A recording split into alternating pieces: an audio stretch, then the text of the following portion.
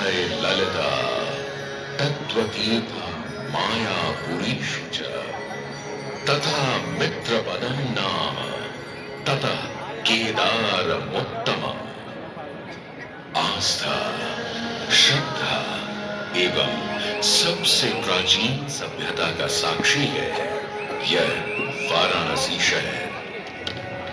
यहाँ कल कल बहती पवित्र गंगा नदी की धारा, जिसके समक्ष विद्यमान है यह ललिता घाट।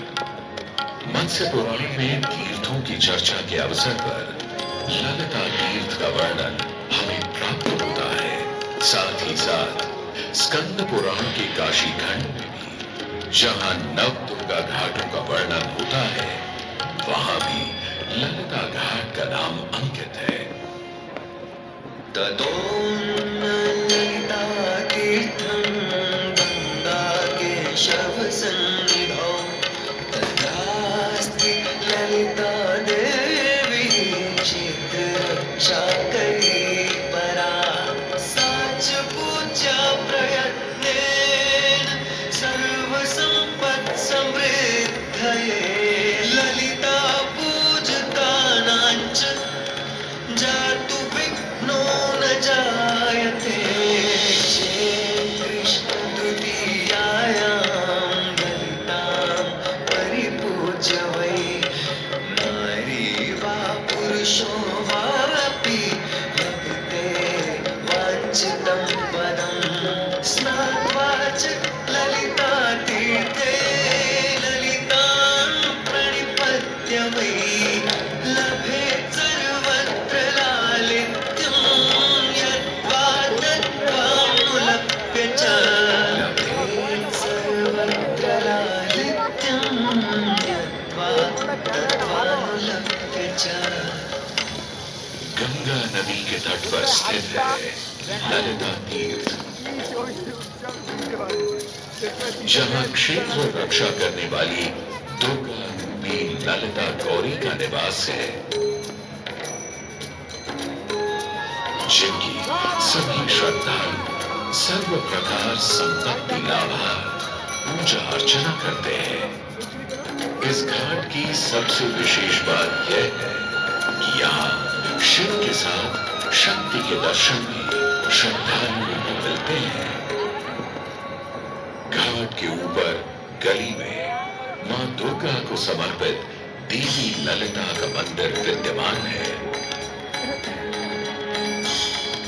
साथ ही साथ यहाँ काष्ठ एवं ईंट से बना राज राजेश्वर मंदिर भी स्थापित है। भगवान शिव को समर्पित काशी में यह मंदिर नेपाल के पशुपति मंदिर का प्रतीक रूप है। वर्तमान में सुशोभित यह ललिता घाट पूर्व में 3 भागों में विभक्त था। दक्षिण दिशा की ओर से चले तो नेपाली घाट, ललिता घाट एवं राज राजेश्वरी घाट। इनका उल्लेख सन 1930 में मोती चंद्र जी ने किया था, जहां नेपाली घाट एवं ललिता घाट के पक्के निर्माण का श्रेय नेपाल के महाराजा बहादुर शाह को जाता है, तो वहीं राज राजेश्वरी घाट के निर्माण का श्रेय सिद्धगिरी जी को जाता है। कालांतर में नेपाली एवं राज राजेश्वरी घाट ललिता घाट में ही समाप्त हो गए। ऐसी मान्यता है कि अश्विन मास की कृष्ण तृतीया के दिन ललिता तीर्थ में स्नान कर देवी के दर्शन करने से श्रद्धालुओं की सभी मनोकामनाएं पूर्ण होती हैं।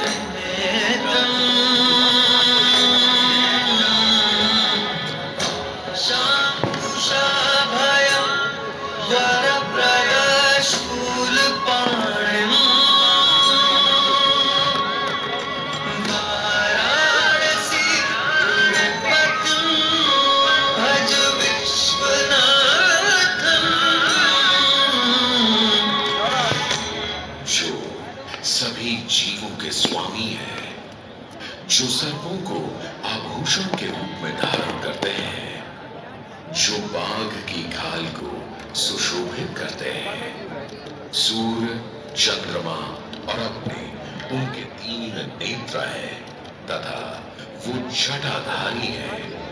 पाश, अंकुश और त्रिशूलधारी है। वे अपने सभी भक्तों को आशीर्वाद देकर उन्हें भय से सुरक्षा प्रदान करते हैं। ब्रह्मांड के स्वामी एवं वाराणसी के भगवान श्री विश्वनाथ की हम वंदना करते हैं।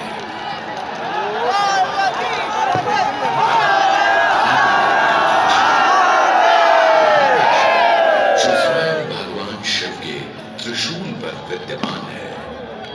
सृष्टि के प्रारंभ में महादेव ने जब पृथ्वी पर अपनी दृष्टि डाली तो उन्हें एक भाग चमकता हुआ प्रतीत हुआ। उसी भाग को भगवान शिव ने काशी का नाम दिया। कालांतर में गंगा नदी के तट पर बसी इस काशी नगरी में समय समय पर अनेकों घाट विकसित हुए, जहां श्रद्धालु आकर पूजा अर्चना एवं स्नान किया करते थे। माना तो यह भी जाता है कि यह नगरी एक बहुत सुंदर वन से ढकी हुई थी, जहां पीपल, आम, बरगद, शीशम आदि के वृक्ष हुआ करते थे, जिनकी छाया में बैठ ऋषि मुनि, साधु संत आनंद से तपस्या किया करते थे। इसलिए इस जगह का उल्लेख आनंद वन के नाम से भी किया गया है। जितनी पुरानी काशी नगरी है, उतना ही पुराना यहाँ का काशी विश्वनाथ मंदिर भी है। भगवान शिव को विश्वेश्वर, विश्वनाथ आदि नामों से भी संबोधित किया जाता है, जिनका अर्थ है संपूर्ण विश्व के स्वामी। किंवदंतियों की माने तो सृष्टि के आदि में जब भगवान शिव एवं मां पार्वती पृथ्वी का भ्रमण कर रहे थे, उन्हें यह स्थान बहुत प्रिय लगा। तब मां पार्वती को यहाँ कुछ समय रुकने की इच्छा हुई, तो भगवान शिव अपने लिंग रूप में यहीं स्थापित हो गए। तभी से 12 ज्योतिर्लिंगों में इस मंदिर को विश्वेश्वर मंदिर के नाम से भी जाना जाने लगा, जहां भगवान शिव और माता पार्वती सदैव वास करते हैं। सदियों से इस पवित्र नगरी ने अनेक ऋषि मुनियों, तपस्वियों, धर्म गुरुओं आदि को अपनी ओर आकर्षित किया है। आदि शंकराचार्य एवं मंडन मिश्र ने इसी मंदिर के प्रांगण में बहुत समय व्यतीत किया। समय बदला, दौर बदला। भारत के स्वर्णिम काल पर विदेशी आक्रांताओं की नजर पड़ी, जिसे वे लूटने एवं सनातन संस्कृति को नष्ट करने के उद्देश्य से यहाँ आए। जब प्रथम बार गौरी ने आक्रमण किया, तब पृथ्वीराज चौहान ने उसे बुरी तरह पराजित किया था। अंत में उसने कि ऐसी गलती दोबारा कभी नहीं होगी, अतः पृथ्वीराज चौहान ने उसे छोड़ दिया। संभवतः यह एक दुर्भाग्यपूर्ण निर्णय था, क्योंकि अंततः गौरी ने पृथ्वीराज चौहान को धोखे से हराया। तत्पश्चात उनके साथ बहुत बुरा व्यवहार किया तथा उनकी दोनों आंखें भी निकाल दी। पृथ्वीराज की मृत्यु के उपरांत हिंदुओं का मनोबल कमजोर पड़ गया, जिसके परिणाम स्वरूप आपदाइयों ने अन्य मंदिरों के साथ साथ विश्वनाथ मंदिर को भी क्षति पहुंचाई। यह ऐसा काला दौर था जिसके स्मरण करने मात्र से आंखें नम पड़ जाती हैं। परंतु समय सदा एक सा नहीं रहता और दुख के ये बादल भी सुख में बदलने वाले थे। एक धार्मिक सम्मेलन में राजा टोडरमल की भेंट नारायण भट्ट से हुई।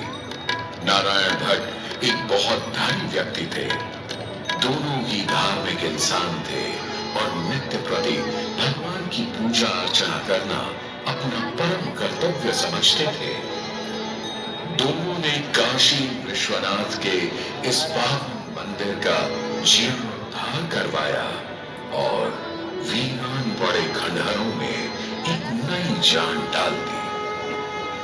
16वीं सदी में संत तुलसीदास ने यहाँ रामचरितमानस की चौपाइयों को पढ़ा था तथा संत एकनाथ ने भी यहीं पर वारकरी संप्रदाय का महान ग्रंथ श्री एकनाथी भागवत लिखकर पूरा किया था।